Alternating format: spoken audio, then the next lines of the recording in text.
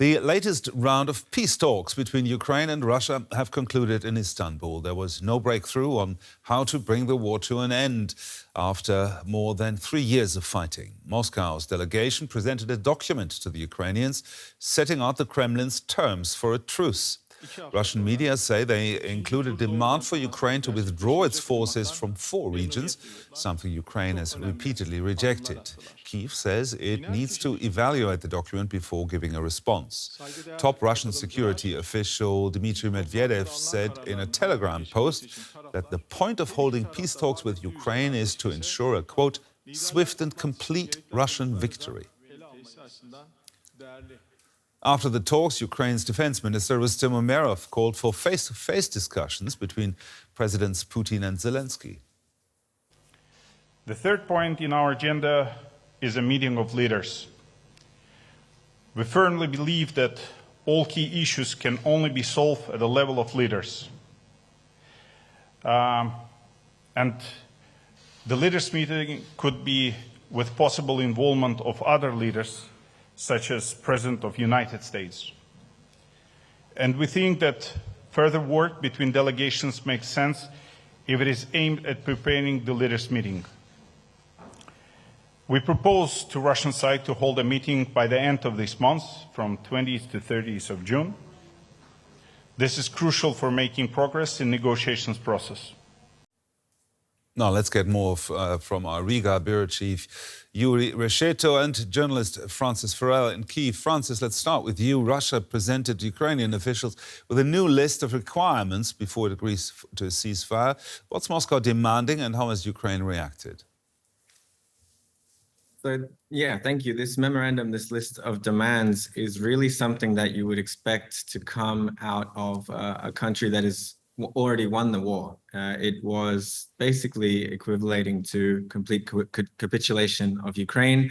So not only the recognition of the newly illegally annexed regions in Ukraine, but also the complete withdrawal of Ukrainian troops. So that's the handing over of upwards of 1 million, maybe 2 million people into Russian occupation, limits on military size, the return of Russian language to official status, and obviously refusal to join NATO in the future, refusal to demand reparations. And so overall, not in any way a serious peace proposal.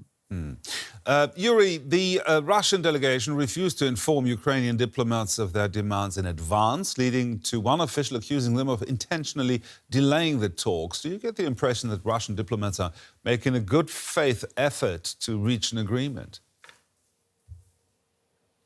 Well, Gerhard, let's have a look at the reactions from Moscow to understand this. The most extreme reaction, you mentioned it just in this program, if you will, has so far come from the former Russian President Medvedev. He has written that Russia needs these negotiations to celebrate the victory, the complete victory, you said it, in the Ukraine war. That means, he said, according to him, finally bringing down the Kyiv regime. So now Medvedev is known for his strong statements. Kremlin spokesman Peskov, he expressed himself somewhat more diplomatically, saying that no breakthrough should be expected. Moreover, Zelensky's words about Russian negotiators being idiots were not particularly productive for the negotiation process. Peskov said yesterday Zelensky spontaneously responded to the Russians' proposal to introduce a ceasefire for 2-3 days in order to collect the dead soldiers on the battlefield. The Ukrainian president said that this ceasefire was to avoid killing the people.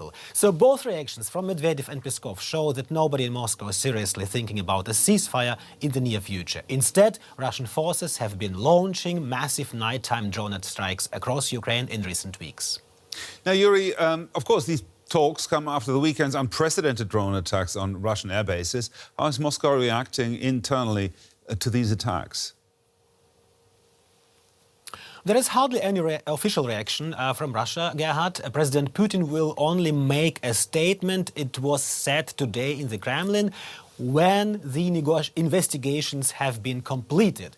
So I have the impression that the country is still in shock 2 days after the attacks. In addition to the military and material damage caused by the attacks, which is still being calculated, by the way, there is also enormous psychological damage.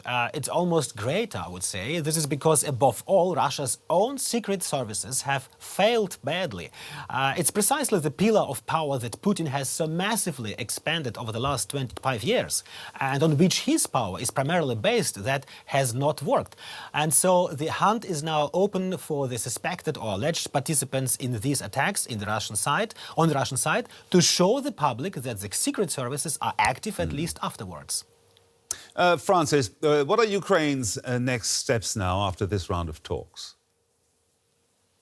Well, of course, officially they say they're open to the next stage, which is a meeting on the level of leaders. But from the Russian side, we see overwhelming evidence that they're not interested in stopping on the battlefield, and Vladimir Putin isn't interested in coming to meet Zelensky or Trump about stopping. So what this is all really about, of course, is the US reaction, finally trying to convince Donald Trump for the last time that Russia's not interested in peace, and if he wants to play a part in resolving this brutal war, he needs to put direct pressure on Russia.